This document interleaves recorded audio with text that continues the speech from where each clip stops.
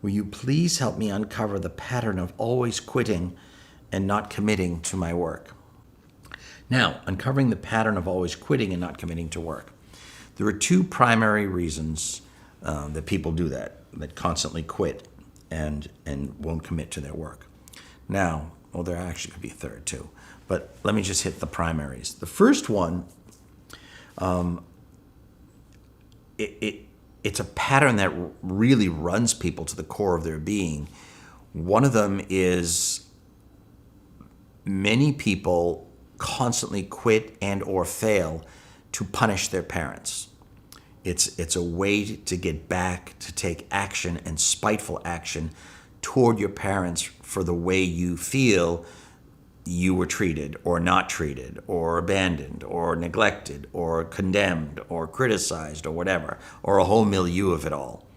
And oftentimes, most of the time, people don't even know they're doing this.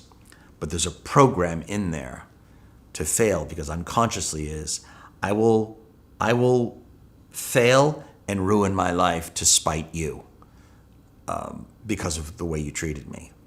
And people oftentimes cannot get out of the way of it. Again, if they don't even know they don't know, how can they possibly change that? So the first thing is, when I identify that in an individual, I can show them what's the engine running the pattern.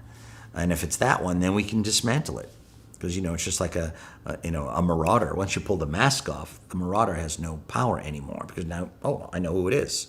So you've just taken all the oomph out of it. So the other one, there's another one that people have, and it's interesting. The one I just said comes out of anger and hurt. There's another one that comes out of love. And again, it's related to parents. Another reason why people will quit or fail or not complete things. There's this fear of success, and that has two branches, primary branches.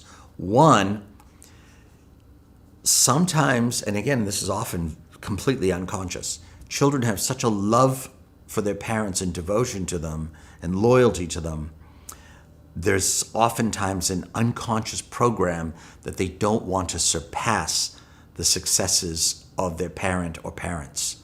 And so if there's a burgeoning success happening in someone's life, and it's becoming apparent that they're going to surpass the zenith of whatever the parent or parents reached, they will sabotage themselves because they don't want to surpass the parent, and then in their mind falsely perceive that they're looking down their nose at, or all that whole miasma that comes with it, which ironically most parents would be very, very happy for their children. They want their children to stand on their shoulders. Not all of them. Some would get bitter and angry and competitive.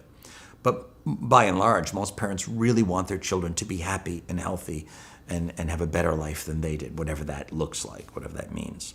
But within the child, there's a whole different story, a whole different program going on. It's an unconscious pattern that runs people, that they hold themselves back so they won't pass the parent.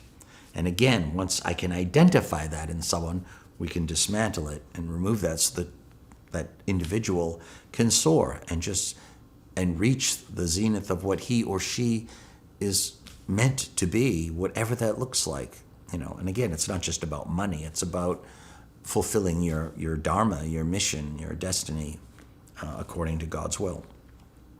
And then the other tributary of that, of quitting, that is that,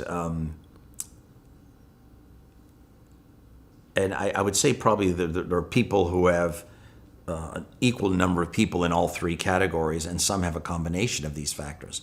But the third largest factor is unworthiness, low self-worth, low self-esteem. So there's a saboteur in there that just keeps knocking stuff down and will not allow a success to happen, whether it's achievement, money, fame, success, whatever it is, in all different areas, and not just job. It could be relationship too. There's a low self-worth, low self-esteem, and that's just in there, just gunning it down. And so, again, working with an individual, I can identify which of those three it is, or is there a combination, or are there other factors as well? But those are the three primary factors that create the quitting, the failing, the not completing tasks and jobs and that. And then we could go into a fourth too, patterns of laziness, which could have elements of the others too. That could be a flavor of expression, but laziness is a whole discourse in itself. But I'll put that in as the fourth reason. And again, working with an individual, I can dissect that whole umbrella concept of laziness and find the root hairs of that, the tap roots of whence that came, because laziness can come from many different sources and a combination of factors. So those are the four. Alrighty.